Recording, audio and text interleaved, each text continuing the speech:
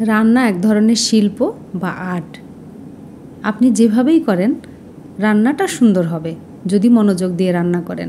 আর প্রত্যেকটা খাবারই কিন্তু একটু ভিন্ন ধরনের স্বাদ আছে। একই রান্না একই রকম করে যদি না করি একটু ঘুরিয়ে রান্না করেন তাহলে দেখবেন সেই রান্নাটার মজাই আলাদা হবে, মুখেও রুচি আসবে ভালো। আসসালামু আলাইকুম এভরিওয়ান, মণিমার রান্নাঘরে আপনাদের সবাইকে জানাই প্রাণ ঢালা ভালোবাসা। কেমন আছেন সবাই? আশা করছি সবাই খুব ভালো আছেন। আলহামদুলিল্লাহ, আল্লাহর রহমতে আমরাও খুব ভালো আছি। সবাই রান্না করেন, কিন্তু আমি কিভাবে রান্না করি সেটাই আপনাদের সাথে শেয়ার করছি। চলুন তাহলে কথা না বাড়ি আমরা রান্নার কাজ শুরু করি। এটা লেয়ার মুরগি বা হার্ড চিকেন বলে। আমার যতটুকু মাংস লাগবে সেই পরিমাণ নিয়েছি। আপনাদের কম বেশি হলে আপনারা কমিয়ে বাড়িয়ে নিতে পারেন। পেঁয়াজ বাটা দিয়েছি 4 চা চামচ, কাঁচামরিচ বাটা দিয়েছি 1 চা চামচ, শুকনো মরিচ সামান্য পরিমাণ শুধু কালারের জন্য, ধনিয়া জিরার গুঁড়া 1 চা চামচ করে, পাঁচফোড়নের গুঁড়া সামান্য পরিমাণ, হলুদ পরিমাণ মতো, লবণ স্বাদ মতো। এবার গরম মশলা দিব। দারচিনি দিয়েছি 1 টুকরা বড় সাইজ, ছোটো এলাচ 2টা, বড় এলাচ 1টা, লং 3-4টা, গোলমরিচ 4-5টা সব দিয়ে দিলাম। তেজপাতা 1টা ছিঁড়ে দিব। ঝাল লবণ সবসময় নিজেদের স্বাদ অনুযায়ী নেবেন। কেউ ঝাল কম খায়, কেউ বেশি খায়, সেক্ষেত্রে আপনারা আপনাদের স্বাদ অনুযায়ী দিয়ে নেবেন। তেল দিয়ে দিলাম পরিমাণ মতো। টমেটো দিলাম একটা টমেটো, এখানে 2 পিস করে রাখা আছে, আমার ডিপ ফ্রিজে রাখা ছিল টমেটোটা। আমি আদা রসুন বাটা দিতে ভুলেই গেছি, আদা রসুন বাটা দিলাম 4 চা চামচ। এখানে একটু পাতলা করে বাটাতো, সেজন্য 4 চা চামচ দিয়েছি। খুন্তির সাহায্যে আমি এখন এটা মাখিয়ে নিব। চুলা কিন্তু অফ করা আছে, মাখানো হয়ে গেলে চুলা অন করে দেব।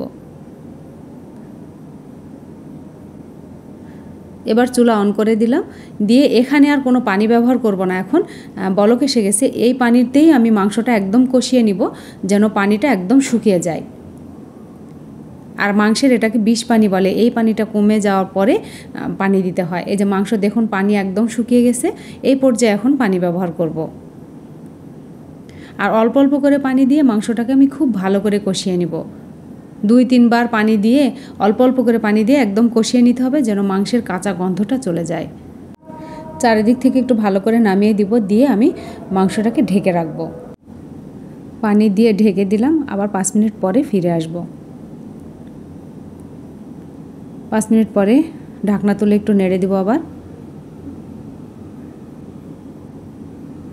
পানি শুকিয়ে গেছে, আবারও পানি দিয়ে দিলাম। পানি দিয়ে আবার ঢাকনা দিয়ে ঢেকে রাখবো। এই মাংসটা সেদ্ধ হতে অনেক সময় লাগে, একটু সময় লাগবে।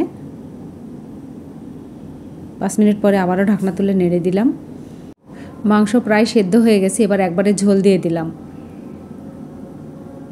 ঢাকনা দিয়ে ঢেকে রাখলাম। একদম ঝোল কমে যাওয়ার পরে আমি কতটুকু রাখবো সেই পরিমাণে আসলে নামিয়ে নেব। চুলা অফ করে দিলাম। এবার ভাজা জিরার গুঁড়া দিব। মাংসে ভাজা জিরার গুঁড়া ছাড়া কিন্তু একটুও মজা লাগে না, একটা ফ্লেভার থাকে, ভীষণ ভালো লাগে। এভাবে নেড়ে চেড়ে আমি আবার পরিবেশনের জন্য একটা বাটিতে নিয়ে নেব। দেখুন রান্নাটা কত মজা হয়েছে এবং খুব টেস্টিও হয়েছে। আমার এই রেসিপি যদি আপনাদের ভালো লেগে থাকে তাহলে ইউটিউব থেকে দেখলে সাবস্ক্রাইব করবেন, বেল আইকন টিপে রাখবেন, ফেসবুক থেকে দেখলে ফলো দিয়ে রাখবেন।